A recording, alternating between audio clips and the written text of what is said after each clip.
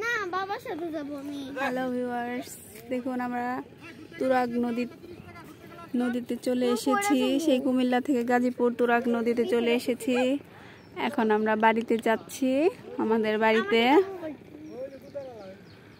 দেখুন এটা হলো টঙ্গী, গাজীপুর টঙ্গী তুরাগ নদী।